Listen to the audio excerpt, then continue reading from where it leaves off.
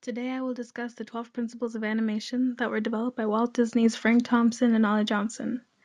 I will share and explain these principles, their purpose, and why we need to use them to better our animation skills. The first principle we will discuss is stretch and squash.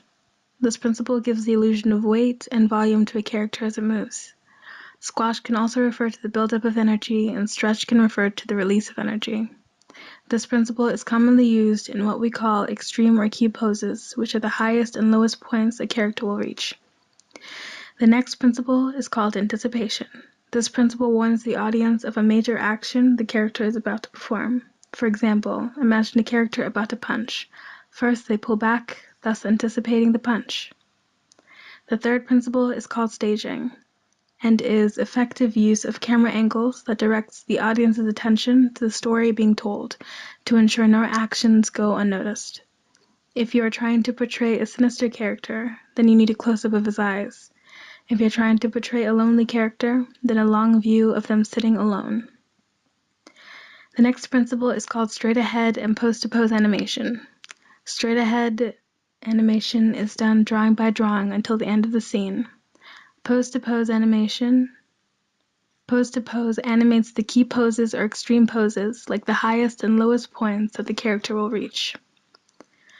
Another very important principle is called follow-through and overlapping action. Follow-through is demonstrated when the body of the character stops moving and all the other external attachments don't, ensuring that nothing stops all at once. Overlapping action describes the character changing direction while his external attachments follow several frames later in the new direction. Slow out and slow in is an animation principle that affects speed. As action starts, we have more frames near the starting position, fewer in the middle, and more frames near the next position. This can be seen in the pendulum swing. Notice how smooth and soft the action is. The next principle is about arcs, and all actions follow an arc. Arcs make an action more natural and realistic to allow the movement to be fluid. Secondary animation is an animation principle that aims to reinforce the main action to give the character more dimension using gestures. Picture a character running away in panic. The primary or main action is the legs, but the secondary action could be the arms above the head dragging behind. Another example could be a character talking. This would be the main action, and the secondary action could be head nods, tilts, turns associated with the dialogue. The next principle is timing, and it influences the mood, emotion, and reaction to another character or to a situation.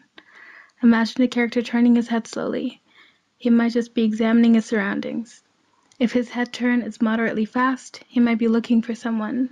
If his head turn is fast, he may have heard a sudden noise. Exaggeration is the 10th principle. If action was taken from realistic human behavior, it would look stiff, which is why in animation a character must move more broadly to look natural. Take a character jump, for example. Without exaggerating the stretch and squash, the character would not look to have weight. The next principle is called solid drawing. It refers to making the character feel like they're in a three-dimensional space by portraying weight, volume, and balance. The last animation principle, appeal, refers to the visual performance the character gives the viewer. Animators magnify or emphasize what is interesting or important and shrink what they consider boring. For example, a character with spiky hair is associated with anger and violence. This becomes his appeal. These are the 12 principles of animation that all animators have been following for years. Some are simple and obvious, while others demand practice. In my opinion, these principles hold great importance. Thank you.